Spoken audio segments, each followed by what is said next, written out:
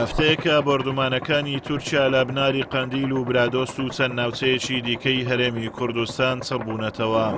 بە چەشنێک لە چەند ڕۆژی ڕابردوو هاوڵاتیەکی دانیشتووی گوندی ئێنزا لە بناری قەندیل بووە قوربانی. بەداخەوە من وەکو هاوڵاتیەکی بناری قەندیل کە سایق پاسم تەلەبەکانی گوندی بناری قەندیل زیاتر لە 6 تەلەبەی دەگوازمەوە بۆ مەکتەبی بەرگرکە خانەقا.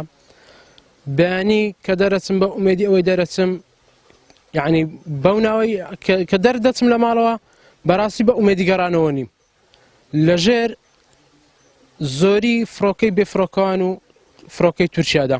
بە تایبەتی ئێستا کاتی لێکردنەوەی بەرەبوومە کشت و کاڵیەکانە خاڵەکان بووی بناری قەندیل بەجێ هێشت و ئاوارە بوو. ئێستا بڕۆ گوندی بۆ کوچکان بۆ نمونە دەماڵ لێ نەمەیە، بڕۆ گوندی زارگەڵی 2 ماڵی لەمەیە، لە 35 ماڵ 2 ماڵی لەمەیە، هەمویان ڕۆیشتن ئاوارە بوون ناچارن. دانیشتوانی بناری قەندیل لە بێ هەڵوێستی حکوومەتی هەرێم و عێراق نیگەرانن.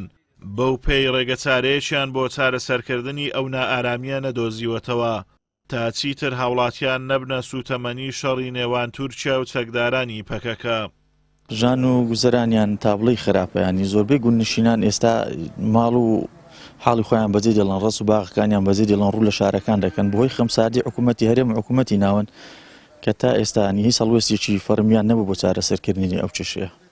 داوا لە حکوومەتی هەرێمی کوردستانەکەم کە زەختەکی زیاتر بخاتە سەر حکوومەتی عێراق کە نێڵی یاخود ڕێگری بکە لەو بردومانانە و ڕێگانەدا هیچ کە ئەو خەڵکە سبیلە شەهید ببی بریندار ببیت.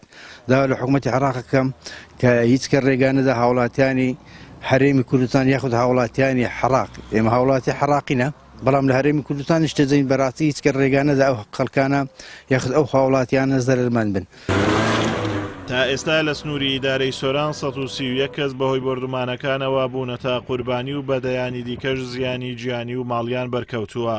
بەڵام لە بەرامبەردا نەقوربانیەکان موچەی شەهیدانەیان بۆ کەسوکاریان براوەتەوە، ناقەرەبووی زیانمەندبووانیش کراوەتەوە. ئازاد و مەراوەی کەناڵی ئاسمانی پەیام، ناحیەی وەرتێ.